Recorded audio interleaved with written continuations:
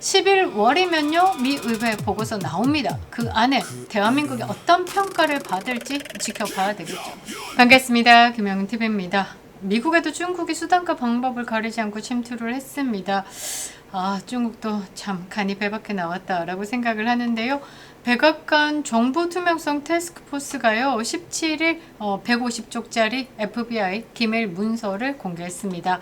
에릭 스왈웰 전 민주당 하원 의원이 중국계 여성인 크리스틴 팡, 그러니까 중국 이름이 방방인데요. 이 방방과 부적절한 관계를 맺었었다라는 사실이 드러났습니다. 이 방방이 누구냐라고 하면요, 이제 중국 국가안전부와 연계된 인물이고 시진핑 전용기의 승무원 출신이다라고 합니다. 미국 연방 하원 의원 사무실이 통째로 뚫렸습니다. 그런데 이게 미국만의 이야기일까? 아니요. 중앙일보가 20일에 단독 보도를 했는데요. 육군 일선 부대가 전시, 평시, 지휘통신 체계로 쓰고 있는 화상회의 시스템 그 핵심 부품 코덱 2종이 중국산이었다라고 합니다. 그중 하나가 중국 선전에 본사를 둔 예링크의 미팅아이 500. 미국 군사 매체 디펜스원이 뭐라고 했습니까? 예링크의 서비스 계약은 중국 법률을 준수할 것을 요구하고 국가 이익이 요구될 경우 사용자를 능동적으로 모니터링할 수 있도록 허용하는 조항이 포함되어 있다. 자, 이 말은 뭐냐면 중국 공산당이 필요할 시에 바로 정보를 빼갈 수 있다라는 겁니다. 2024년 미국 일부 주 정부가요 보안의 우려로 아예 금지한 제품입니다. 그 제품에 우리 육군의 86개 부대 지휘관실 그리고 작전 상황실에 깔려 있다라는 거. 숨만 쉬어도 정보는 다 빠져나가고 있다라고 봐도 무관하겠죠. 자, 그리고 이 타이밍에 왕이 중국 외교부장이 한국을 방문했고 트럼프는 이란과 제3국을 향해서 전례 없는 경제 전쟁을 선포했습니다. 자, 이재명의 친중 노선 그리고 지금까지 중국 공산당과 MOU 체결을 해온 대한민국 국회, 이게 과연 중국 영향력에서 자유로웠을까? 대한민국이 중국의 영향권 안에 있다라는 걸 미국 의회도 의심하고 있죠. 그래서 지난달 25일 에포크 타임이 보도를 했습니다. 미국 하원이 국방 수권 법안 NDAA를 216대 212로 통과를 시키면서 한국내에 중국 공산당 영향력을 국방부가 공식 평가하라는 조항을 넣었다라고 말이죠. 자, 대단히 심각한 상황입니다. 대한민국 반쪽 국민들만 모르고 있는 이 심각한 상황에 대해서 여러분들에게 세 가지 증거를 엮어서 말씀드리도록 하겠습니다. 선구독, 후시청, 조택9월, 좋아요, 댓글, 구독과 알림 설정 부탁드리도록 하겠습니다. 여러분들의 적극적인 댓글 참여와 이 영상 공유가 거대한 정치 세력의 압박으로부터 보호하는 가장 현실적인 무기가 되고 있습니다. 멤버십 가입도 부탁드리도록 하겠습니다. 감사합니다. 자, 앞서 도입에서 짧게 말씀드렸던 스왈웽 팡 사건 자세히 뜯어봐야 됩니다. 이제 미국의 민주당 의원입니다. 이 팡이라는 중국 스파이가 있는데요.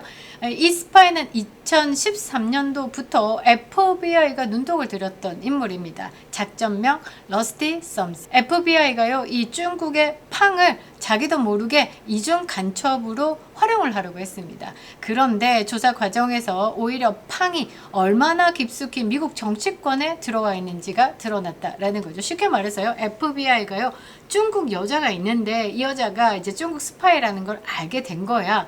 그래서 이 FBI가 이 여자를 포섭하면서 이중 스파이로 이 여자를 이제 컨트롤하려고 했는데 이 여자를 조사하는 과정에서 보니까 미국 의회까지 침투해 있었다라는 거죠. 이 중국의 스파이로 의심받고 있는 이 팡은요 인턴들을 이 민주당 하원 의원인 스왈웽 이 정치 캠프와 정치 사무실에 심었습니다. 그리고 여론이나 지지율 같은 거 이거를 조금 뻥튀기기 위해 가지고 이제 돈 주고 네가 대신 가입해 뭐 후원해 이런 식으로 했다라는 거죠. 그러니까 한동훈이 지금 선거법 위반이다라고 의심받고 있는 게 뭡니까? 대거 전입신고를 해가지고 한망구들이 그 북구갑에 이전을 한 부분을 가지고 또 문제가 됐을 있었잖아요. 의혹을 제기하고 있는데 이런 것처럼 이 중국팡이 민주당 의원을 당선시키기 위해서 많은 사람들을 끌어들여가지고 본인이 돈 주고 정치 후원금을 내게 했다. 최대 6만 달러 수표까지 증거로 나왔습니다. 명백한 범죄다라고 봐야 되겠죠. 미국 연방 선거법상 외국인의 정치 후원금 차명 후원은 불법입니다. 자, 그런데 중국 팡이요, 압수수색을 당하자마자 미국을 떴고요. 법무부는 기소도 안 했습니다. 미국에 돌아올 가능성이 낮다라는 이유인데 행정부 관계자가 결론을 내렸는데요. 중국의 미국 체제 침투 시도는 지속적이며 한 가지가 아닌 여러 경로로 지금 진행 중이다. 그런데 이 여러 경로 중에 하나가 지금 우리 안방에서도 발견됐습니다. 앞서 말씀드린 육군 화상회의 사건이죠. 중앙일보 보도를 조금 더 자세하게 여러분들에게 전해드리도록 하겠습니다. 국회 국방위원회 임종득 국민의힘 의원실에 따르면요. 육군은 지난해 노후 화상회의 장비를 교체하면서 예하 86개 부대에 새 장비를 도입했습니다.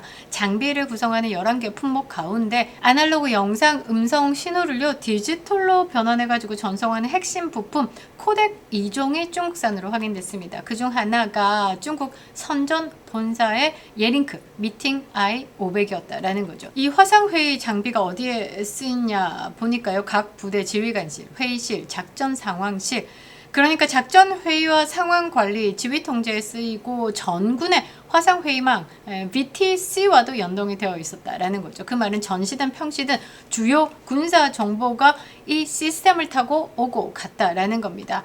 디펜스원이 지적한 그 계약 조항을 한 번 더 다시 봐야 되는데요. 중국은 국가 이익이 요구가 되면 사용자를 능동적으로 모니터링 할 수 있다라는 이 조항. 이거는 뭐냐? 중국 정부가, 중국 공산당이죠. 요구하면 이 업체가 우리 군의 지휘관실 화상 회의를 들여다볼 수 있는 법적 근거가 계약서에 있다라는 겁니다. 중국은요, 공산당이 통치하고 있습니다. 개인 기업이 없다라는 거죠. 개인 기업이다라고 하더라도 중국 공산당 컨트롤 아래 있습니다. 뭐 화웨이 이런 것들 다 중국 공산당 거다라고 보시면 되겠죠. 그래서 미국 의회가요, 중국 공산당이 컨트롤하는 기업 뭐 100개 리스트 이렇게 해가지고 관리를 하고 있고 또 그 기업과 연계를 맺고 있는 외국 기업들까지도 이런 눈으로 보고 있다라는 거죠. 2024년에 미국 일부의 주 정부는요, 보안 우려로 이 제품 사용을 아예 금지하게 됐습니다. 법으로 금지를 때렸다라는 거죠. 그런데 이게 처음이 아닙니다. 정신 못 차렸나 봅니다. 2020년에 이미 육군과 해군의 강한 경계 시스템에 설치된 중국산 CCTV 1300여 대가 여기서 악성 코드 유포 이력이 있는 중국 내 서버 IP까지 확인이 됐습니다. 그때 전량 철거를 했는데요. 그랬었는데 또 이랬다라는 거죠. 우연히 반복된다라면 기획이다라고 봐야 되겠죠. 이번에 육군은 뭐라고 변명을 하냐면요. 국군 방첩사령부와 사이버작전사령부의 보안 점검 결과 특이사항이 없었다. 다중 보안 대책을 적용하고 있다. 자, 모르겠습니다. 대한민국 국방부 장관이 안규백이죠. 안규백의 가슴 속에는 마오쩌둥의 처변 불경이 있습니다. 자신의 좌우명이다라고 목소리를 높였죠. 자, 같은 날 국방부는요, 국회 업무보고서에서 북한의 군사분계선 일대 국경 선화 작업을 2028년쯤에 완료할 것으로 전망을 했습니다. 신형 240mm, 600mm 방사포, 자주포, 전술 미사일 등 접견 지역에 배치 중이다까지도 밝혔습니다. 북한이요, 최전방의 신형 무기를 쌓고 있는 이 시점에 우리 지휘 통신망 핵심 부품이 중국산이었다라는 거죠. 자, 이렇게 미국 하원 사무실도 대한민국 육군 지휘관실도 중국한테 뚫렸습니다.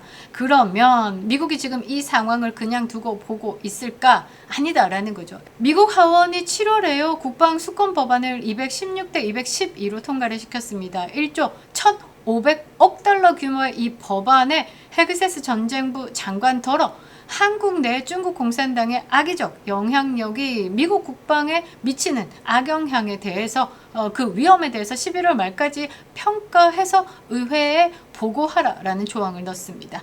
뭘 조사를 하냐? 중국의 영향력이 주한미군 정보 수집, 정보 보안에 어떤 위험을 주는지, 한국 내 중국 기술기업 사업 확장이 미국 국방에 미치는 위험, 그리고 한국 정부가 미국 기업을 지원하고 중국발 위협을 막기 위해서 뭘 해야 하는지까지 꼼꼼하게 채워가지고 빡빡하게 보고서를 올리라라고 했습니다. 또 있습니다. 이 7월 이전에 6월에도 상원 군사위원회가 이같이 요구를 했습니다. 상원 하원 모두 본회의 통과한 법안에 이 조항을 넣었습니다. 한국이 중국의 악의적 영향력 아래에 어떻게 대처하고 있는지를 말이죠. 최종 법안에도 상당 부분 살아남을 거라는 관측을 내놓고 있습니다. 이건 의혹 제기가 아니라요, 미국 법률입니다. 그런데 지금 이 세 가지 증거가 쌓여가는 이 시점에 왕이 중국 외교부장이 한국을 방문했습니다. 이재명은 촥 밀착해가지고 왕이 외교부장에게 이 트럼프 대통령과 북한의 김정은이가 만나는데 이 한국 패싱하지 않도록 중간자 역할을 해달라고 요청을 했습니다. 물론 중국 선에서는 선을 그었는데요. 자, 지금이 어느 때입니까? 트럼프가요, 이란과 거래하는 제3국까지 겨냥해가지고 전례 없는 경제 전쟁을 선포한 상황입니다. 미국이 동맹국에 대해서 편을 정하라라고 압박하고 있는 이 타이밍에 중국 외교 수장을 불러들여가지고 사바사바를 하고 있는 게 이재명입니다. 이재명 정부는 지금 이 시점에 이란 비핵화 참여를 거부했습니다. 노땡스. 대미 투자는 미루고 있습니다. 그리고 브라질 룰라와 시진핑하고 하트에 셀카를 찍으면서 밀착하고 있습니다. 트럼프 입장에서는 어떤 느낌일까? 대놓고 개기네. 그거죠.